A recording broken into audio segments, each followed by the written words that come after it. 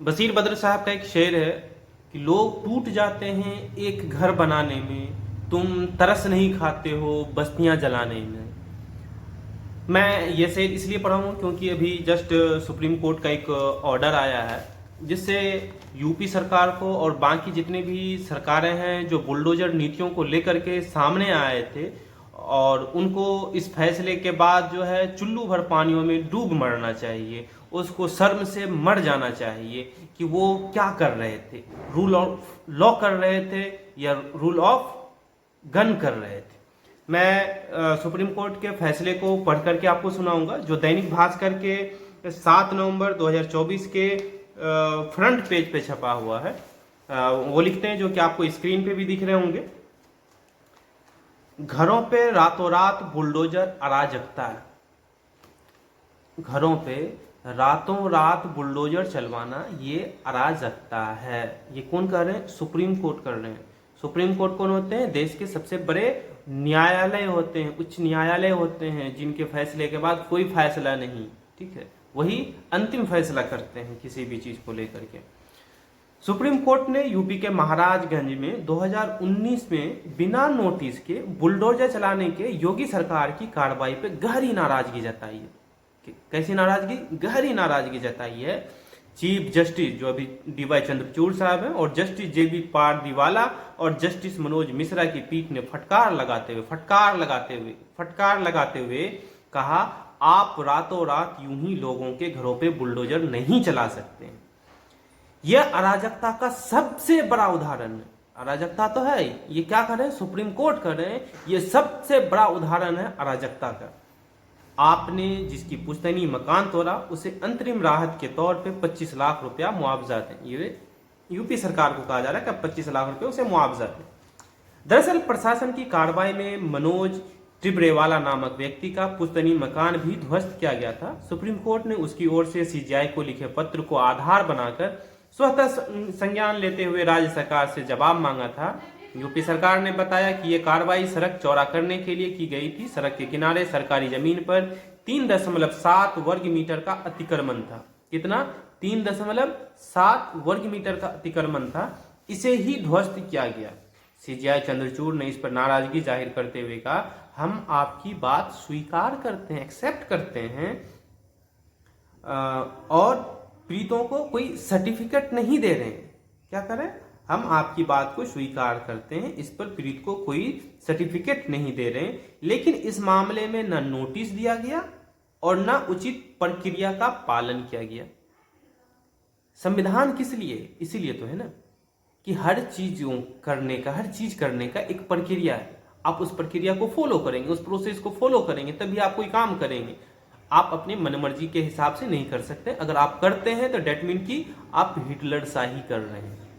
आगे बढ़ते हैं और आगे सुप्रीम कोर्ट कहते हैं यह पूरी तरह से सरकार की मनमानी है। क्या करें? यह पूरी तरीके से सरकार की मनमानी है और अत्याचार है। मनमानी और अत्याचार को आप कहां लेके जाएंगे? हिटलर से ही जोड़ेंगे। मेरा जो मर्जी आएगा हम वो करेंगे जी।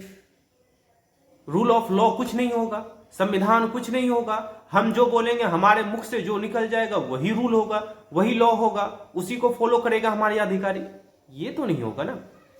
आपको संविधान के हिसाब से चलना होगा, संविधान को फॉलो करना होगा। आप जब मंत्री बनते हैं, मुख्यमंत्री बनते हैं, प्रधानमंत्री बनते हैं, तो आप संविधान की शपथ लेते हैं कि हम जो भी काम करेंगे इस संविधान के प्रति काम करेंगे, इस पर संविधान को बचाए रखने के लिए और इस संविधान से देश को चलाने के लिए हम काम करेंगे। अब सुप्रीम कोर्ट के लाइव रूम का जो सवाल वगैरह हुए हैं, जो सुप्रीम कोर्ट ने पूछा है, उनसे रिलेटेड कुछ सवाल हैं, वो आपको हम पढ़ करके सुनाएंगे। जैसे ये कहते हैं, सुप्रीम कोर्ट ने सवाल किया कि मकान 1960 से बना था। कब से? 1960 से बना था। पिछले 50 साल से सरकार क्या कर रही थी? 60 साल से मकान बना हुआ है, पिछले 50 साल से सरकार क्या कर रही थी? ये सवाल पूछा है। दूसरा सवाल, सीजीआई चंद्रचूड़ साहब कहते हैं आप वहां कितने मकानों को तोड़ा? जो यूपी सरकार के जो वकील थे उनसे पूछा कि आपने वहां कितने मकानों को तोड़ा? यूपी सरकार के वकील ने कहा कि वहां पे 123 अवैध मकान थे। 23। जस्टिस जेबी पारदीवाला पूछते हैं, आपका कहना है कि वे अवैध निर्माण थे। वो आश्चर्यचकित रूप से पूछ रहे हैं, आपका कहना है कि वे अवैध निर्माण थे। ठीक, और वो आगे पूछते हैं कि इसका आधार क्या है, अवैध निर्माण कहने का आधार क्या है। उसके आगे है कि वे मकान 1960 से हैं, आप 50 साल से क्या कर रहे थे। एक तो वो जो मकान बने हुए हैं वो अवैध है, इसका आधार आपके पास क्या है, और जब वो 60 साल से बने हुए तो पिछले 50 साल से आप थे कहां, क्या कर रहे थे 50 साल से। ये सवाल जेबी पारदीवाला पूछते हैं। उसके बाद सीजीआई चंद्रचूड़ साहब पूछते हैं, हमारे पास हल्फनामा है जिसमें कहा गया है कि कोई नोटिस जारी नहीं किया गया, आप केवल मौके पर पहुंचे और लाउड स्पीकर से सूचित किया, मौखिक घोषणा कर 123 मकान को ध्वस्त कर दिया। उसके बाद जस्टिस पारदीवाला फिर पूछते हैं, सवाल करते हैं, आपने घर खाली करने का समय तक नहीं दिया। आश्चर्य रूप से पूछ रहे हैं, आपने घर खाली करने का समय तक नहीं दिया। तोड़ फोड़ में जो सामान टूटा उसका क्या, घर अवैध था आपके हिसाब से, ठीक है, तो उसके अलावे उस घर में जो अवैध सामान वगैरह था वो जो टूटा उसका क्या, उचित प्रक्रिया का पालन होना चाहिए था। ठीक है, आप मौके पर जाके ढोल बजाकर घरों को खाली करने को नहीं कह सकते। ये कौन कर रहे हैं, सुप्रीम कोर्ट के जज कह रहे हैं, सुनवाई के दौरान कह रहे हैं। उसके बाद सीजीआई चंद्रचूड़ साहब बड़ा एक सवाल करते हैं और वो आप सबको समझने की चीज है कि आप राष्ट्रीय मानवाधिकार आयोग की रिपोर्ट और उनके निर्देशों का तो सम्मान कीजिए। किसको कहा जा रहा है, यूपी सरकार के वकील को कहा जा रहा है कि एटलीस्ट कम से कम आप राष्ट्रीय मानवाधिकार आयोग की रिपोर्ट और उनके निर्देशों का तो सम्मान कीजिए। आयोग ने शिकायतकर्ताओं को मुआवजा देने और दोषी अधिकारियों पर कार्रवाई करने की सिफारिश की। आयोग ने क्या क्या, शिकायतकर्ता को मुआवजा देने और दोषी अधिकारियों पर कार्रवाई करने की सिफारिश की। आयोग ने अपनी रिपोर्ट में कहा कि जब 3.7 वर्ग मीटर पर अतिक्रमण किया गया था तो इसके लिए पूरा घर ध्वस्त करने का कोई औचित्य नहीं था। एक घर बना हुआ है, घर का कोई एक पार्ट जो है को आप मान रहे हैं कि इतना मीटर जो है, इतना सेंटीमीटर या इतना गज जो है अवैध निर्माण है, एक्स्ट्रा बना हुआ है, सरकार की जमीन पे बनी हुई है, तो आप सिर्फ उसी एरिया को गिराएंगे ना, आप उसी एरिया को सिर्फ खाली करेंगे ना, कि पूरा घर आप तोड़ देंगे। ठीक है, सवाल पे सवाल बनते जा रहे हैं। एक तो पहला तोड़ने से लेकर के उसके बाद सवाल पे सवाल ही बनता जा रहा है। उसके बाद आगे कह रहे हैं, अतिक्रमण के सीमांकन के लिए कोई कार्रवाई नहीं की। अतिक्रमण के सीमांकन के लिए कोई कार्रवाई क्यों नहीं की। सीजीआई चंद्रचूड़, इस पूरे मामले में गहन जांच की जरूरत है। सीजीआई चंद्रचूड़ साहब कह रहे हैं कि इस मामले में जो है गहन जांच की जरूरत है। हम आश्चर्यचकित हैं कि जितना अतिक्रमण था उससे ज्यादा की तोड़फोड़ की कार्रवाई क्यों की गई। पहला तो सवाल वहीं से, अवैध निर्माण है तो 50 साल से क्या कर रहे थे, थोड़ा सा अवैध था तो आपने पूरा क्यों तोड़ा। फिर वो आश्चर्यचकित है कि उसकी आप जो है प्रक्रिया का फॉलो क्यों नहीं किया।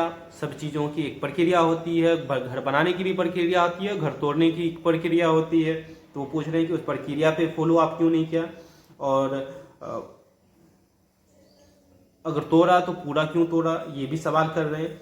और आगे कह रहे हैं, यह पूरी तरीके से स्पष्ट हो गया, ये सुप्रीम कोर्ट के चीफ जस्टिस कह रहे हैं, डीवाई चंद्रचूड़ साहब कह रहे हैं कि ये स्पष्ट हो गया है कि बुलडोजर से तोड़फोड़ की कार्रवाई पूरी तरीके से निरंकुश और कानून के अधिकार के बिना नहीं बोल रहे। ये चीज सुप्रीम कोर्ट के सुप्रीम जज कह रहे हैं कि एकदम बिल्कुल निरंकुश है और कानून के अधिकार के बिना की गई है, संविधान को ताक पे रख करके किया गया है, और अब तक किया जा रहा है।